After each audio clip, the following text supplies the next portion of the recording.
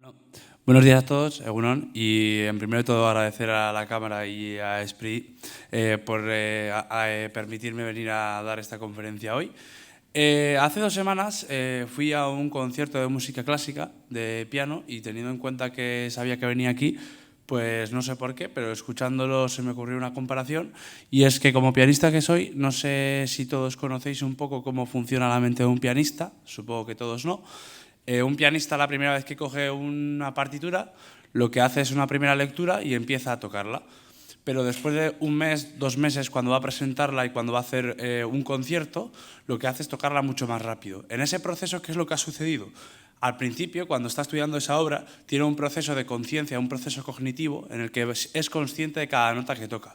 En el momento que va a dar un concierto, lo que sucede ahí es que hay un factor llamado memoria muscular, que lo que hace es que omite ese proceso de conciencia del acto que va a hacer. Entonces, lo que hace el cuerpo en ese momento es elimina un proceso que cree que no es importante para ser más óptimo. Y eso es lo que tenemos que conseguir en nuestras empresas. Un poco la repetición y aprendizaje previo. Hacemos muchas cosas constantemente repetitivas, en años, en meses, y es muy importante saber detectarlas y eliminar el esfuerzo consciente. Tener eficiencia y rapidez, optimizar el rendimiento y reducir errores humanos. Cuando un pianista generalmente toca en esa obra o en ese teatro, no es consciente de lo que está tocando, va solo a las manos, y eso hace que la opción de errores sea mucho menor. Mi nombre es Kepa Díaz, como veis tengo 23 años y llevo varios años desde los 18 trabajando y relacionándome con temas digitales, digitalización y tecnologías de frontera. Y bueno, quiero explicar un poco cómo empezamos en NSS. Hace 2 años mi socio también, que se llama Kepa, casualidad también, que está por ahí presente, trabajaba en una minería y encontró una oportunidad, que era que las empresas se implantaban el ISO, estándares internacionales que tratan de pues un poco valorar que las cosas se hagan de una forma determinadamente bien, unos estándares en diferentes áreas. Pues lo detectó que estos estándares se implantaban simplemente por pegarlo en la pared. Y no se implantaban con ese valor añadido que pueden generar. Valor añadido me refiero a nivel de precio, coste, todo dirigido a tema de, digamos, resultados. No valor añadido que también puede ser a nivel de calidad de trabajo, que también, pero sobre todo enfocado a ese resultado de la empresa. Entonces, implementar y mantener una norma ISO supone un enorme esfuerzo para la mayoría de empresas industriales. Eso es una evidencia y creo que la mayoría de aquí estaréis de acuerdo conmigo. Entonces, un poco nosotros creamos un sistema para poder introducir e implantar las normas ISO de una forma fácil, que no sea un coste para la empresa y sobre todo que mejore y que genere resultados positivos en un impacto económico importante, ya sea en reducción de costes o en aumento de facturación. Y para ello creamos una plataforma que se llama Syntax, que lo que hace es a lo que nos dedicamos es en los departamentos de calidad, medio ambiente y seguridad y salud, los que creemos que van a ser el futuro corazón de la industria. Llevamos muchos años en el que, sobre todo en la industria, que es a la que nos dirigimos, todas las inversiones han ido dirigidas a producción. Y creemos que el futuro de la diferenciación está en inversiones dedicadas a mejorar los resultados económicos en los departamentos de calidad, medio ambiente y seguridad y salud. Son los menos trabajados, son los que más evolución pueden llegar a tener y son los que hasta ahora menos dedicación se ha tenido. Y además estamos empezando a ver tendencias como las empresas internacionales y extranjeras están valorando cada vez más y están poniendo regulaciones más específicas en estas áreas para esa primera, identificación de esos posibles proveedores que podrían llegar a tener. Un poquito resumiendo lo que hacemos, nosotros combinamos las ISOs con tecnologías de frontera para optimizar los departamentos mencionados. A nivel de las ISOs, ¿qué son las ISOs? Son estándares que lo que hacen es integrar sistemas en toda la organización de una forma, digamos, homogénea, para que todos esos avances y todas esas, integraciones que se hagan en la organización estén totalmente en todas las áreas transversales. Este proceso siempre ha sido muy tedioso y necesario de consultorías porque muchas veces, aparte de las auditorías externas e internas que se pueden hacer, muchas veces generaba un esfuerzo y unos archivadores, como yo de alto, aunque no lo sea mucho, y entonces para evitar eso nosotros lo que creamos es un sistema en el que poder integrar estas soluciones. Este sistema se basa en un poco de cómo voy a conocer qué es lo que tengo que implantar, indiferentemente de las ISOs, si no controlo qué pasa. Creo que estaremos todos de acuerdo que si os pregunto cuál es el departamento o el proceso que menos controláis de vuestras organizaciones, no sé cuál me diréis, pero todos tenéis uno en la cabeza. Entonces, lo importante antes de hacer cualquier cosa es controlar los departamentos. Y para controlar, desde NSS creemos que hay dos vertientes las más importantes, que son el capital humano y los datos. El capital humano lo dejaremos para otro día y hoy me quiero centrar especialmente en los datos. ¿Qué son los datos? Los datos son esos números, digamos, ese insight que puede tener una persona o una empresa que le va a reflejar, digamos, el resultado o una foto genérica de lo que está sucediendo o de lo que es. Para empezar, habría que empezar desgranando un poco qué departamentos o qué áreas tengo en la empresa. Es decir, cómo puedo diferenciar y dividir todo el proceso de producción o de negocio que tengo. Una vez que ya delimito esos departamentos, en cada departamento debería de identificar qué fuentes de información tengo, internas, externas, máquinas, personas, cómo funciona, cómo recojo esos datos que me dan esas fuentes de información, cómo los analizo y en tiempo real. Muchas veces hemos visto empresas que nos comentaban, no, solo puedo ver los datos de calidad a final de mes, que es cuando se me actualiza el Excel.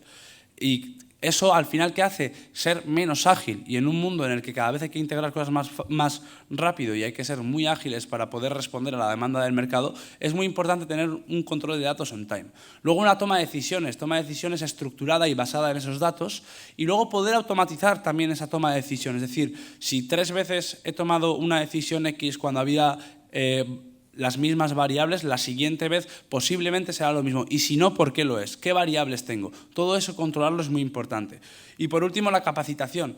No sirve de nada hacer un análisis de datos y automatizar una serie de procesos si todo el equipo no está preparado, porque eso generaría un bottleneck muy grande que habría que empezar de nuevo otra vez. En la primera parte, en la división de departamentos de la empresa, no hay que dividirlos o diferenciarlos exactamente como se esté estructurado o como se crea que debe hacer. Hay que estar alineado con la estrategia. En la operativa diaria, cómo divido el trabajo y el workflow para poder sacar ese proceso productivo hacia adelante. Esa es la verdadera división de departamentos que necesitamos para conocer cómo funciona toda nuestra organización.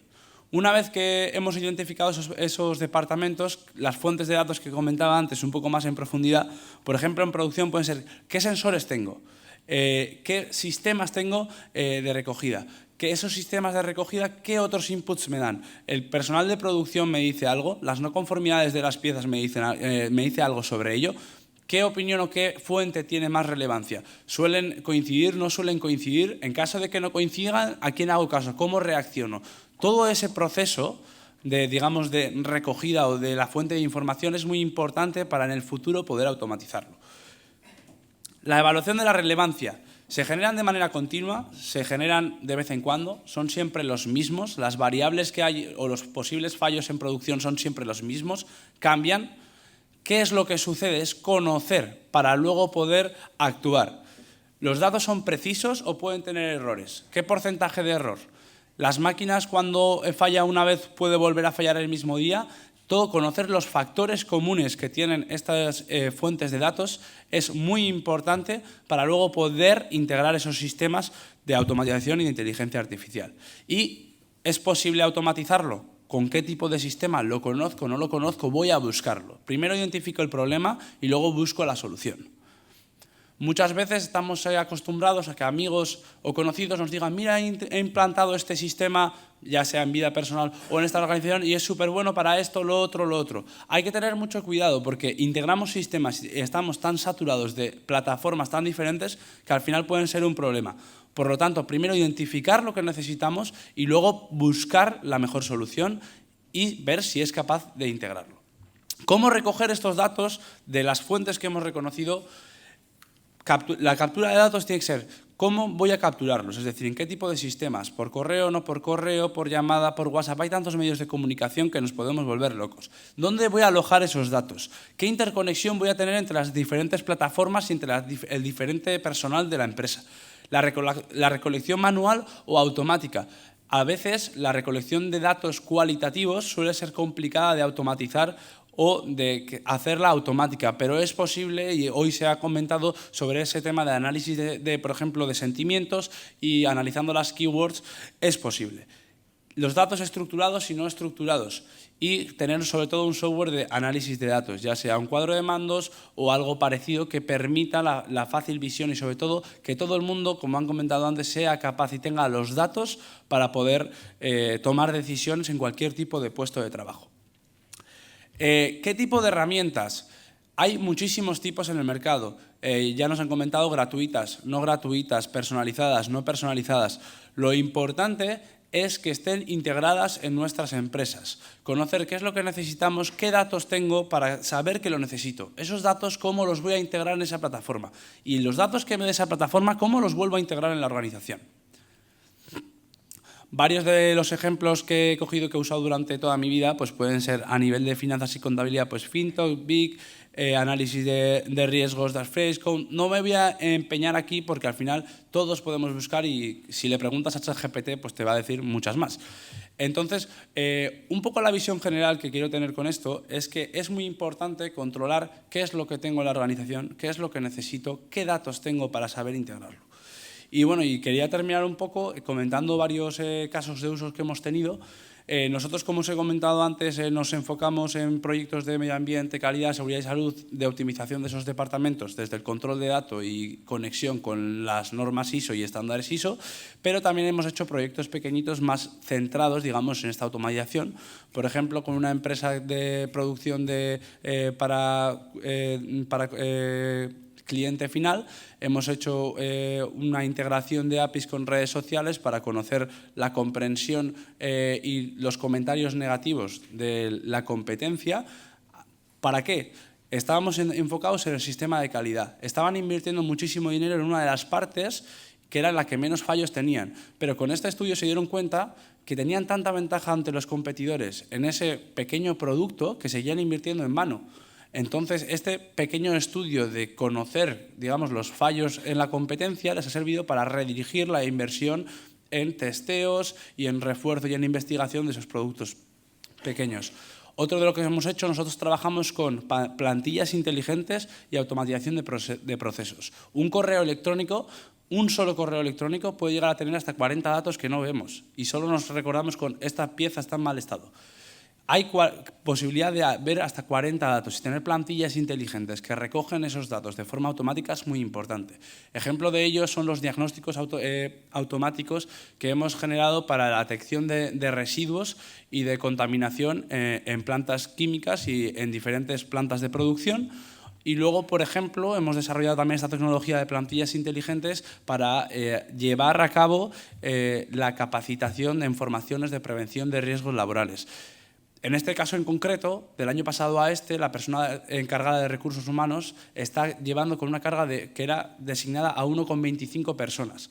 ¿Y qué es lo que conseguimos con esto? Potenciar su trabajo, porque tenía tanto trabajo manual que no era capaz de ver los resultados exactos de esas formaciones.